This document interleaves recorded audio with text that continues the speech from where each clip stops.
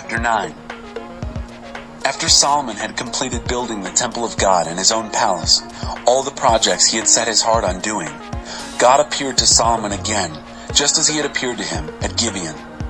And God said to him, I've listened to and received all your prayers, your ever so passionate prayers. I've sanctified this temple that you have built. My name is stamped on it forever. My eyes are on it and my heart in it always. As for you, if you live in my presence as your father David lived, pure in heart and action, living the life I've set out for you, attentively obedient to my guidance and judgments, then I'll back your kingly rule over Israel. Make it a sure thing on a solid foundation. The same guarantee I gave David your father, I'm giving you. You can count on always having a descendant on Israel's throne. But if you or your sons betray me, ignoring my guidance and judgments, taking up with alien gods by serving and worshiping them, then the guarantee is off. I'll wipe Israel right off the map and repudiate this temple I've just sanctified to honor my name. And Israel will become nothing but a bad joke among the peoples of the world. And this temple, splendid as it now is, will become an object of contempt. Visitors will shake their heads saying, whatever happened here? What's the story behind these ruins?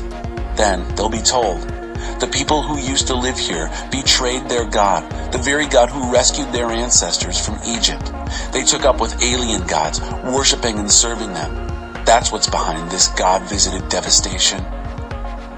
At the end of 20 years, having built the two buildings, the temple of God and his personal palace, Solomon rewarded Hiram, king of Tyre, with a gift of 20 villages in the district of Galilee.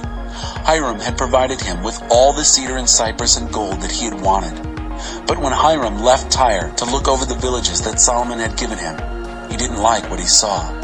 He said, "What kind of reward is this, my friend? 20 backwoods hick towns?" People still refer to them that way. This is all Hiram got from Solomon in exchange for 4.5 tons of gold. This is the work record of the labor force that King Solomon raised to build the temple of God, his palace, the defense complex, the Millo, the Jerusalem wall, and the fortified cities of Hazor, Megiddo, and Gezer. Pharaoh, king of Egypt, had come up and captured Gezer, torched it, and killed all the Canaanites who lived there. He gave it as a wedding present to his daughter, Solomon's wife. So Solomon rebuilt Gezer. He also built Lower Beth Horon, Baaleth, and Tamar in the desert, backcountry storehouse villages, and villages for chariots and horses. Solomon built widely and extravagantly in Jerusalem, in Lebanon, and wherever he fancied. The remnants from the original inhabitants of the land, Amorites, Hittites, Perizzites, Hivites, and Jebusites, all non-Israelites, survivors of the holy wars, were rounded up by Solomon for his gangs of slave labor, a policy still in effect. But true Israelites were not treated this way.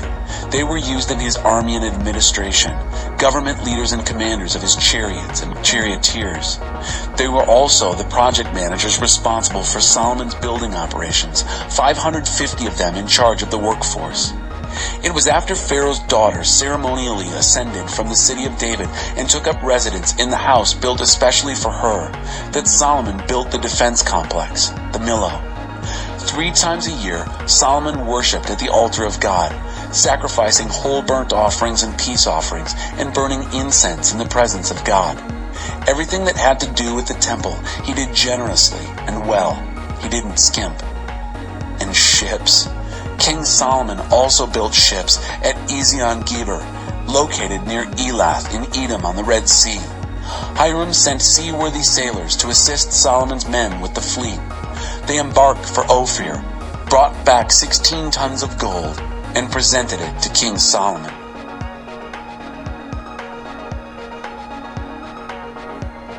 Chapter 10. The Queen of Sheba visits.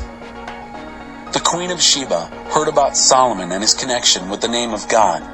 She came to put his reputation to the test by asking tough questions. She made a grand and showy entrance into Jerusalem, camels loaded with spices, a huge amount of gold, and precious gems. She came to Solomon and talked about all the things that she cared about, emptying her heart to him. Solomon answered everything she put to him. Nothing stumped him.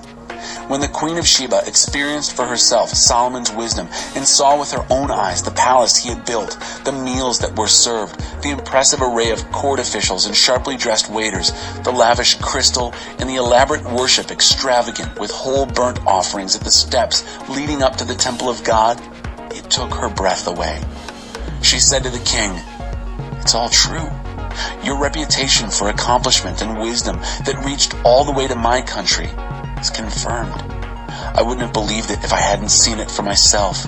They didn't exaggerate. Such wisdom and elegance, far more than I could ever have imagined.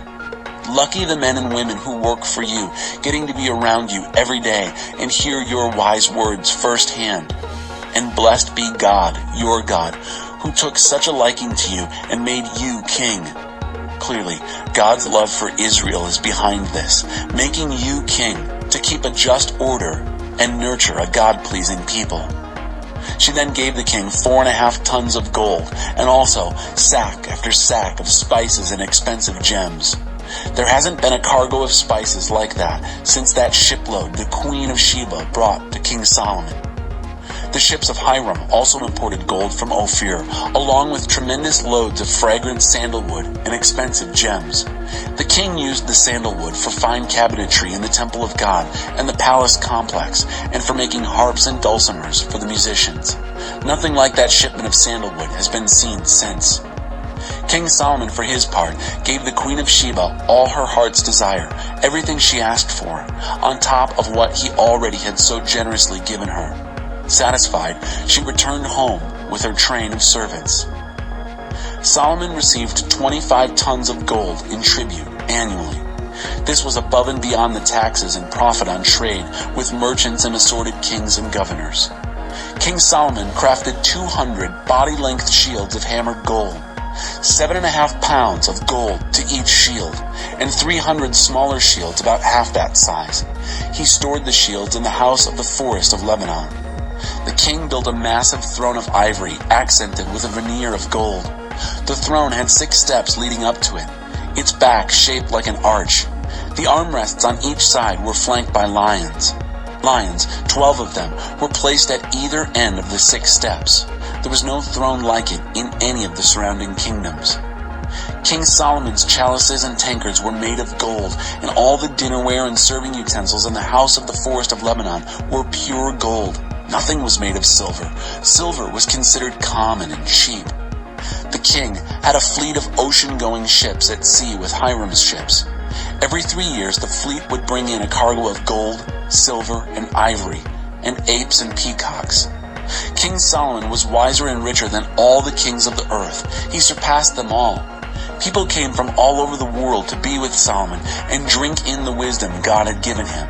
And everyone who came brought gifts, artifacts of gold and silver, fashionable robes and gowns, the latest in weapons, exotic spices, and horses and mules, parades of visitors year after year.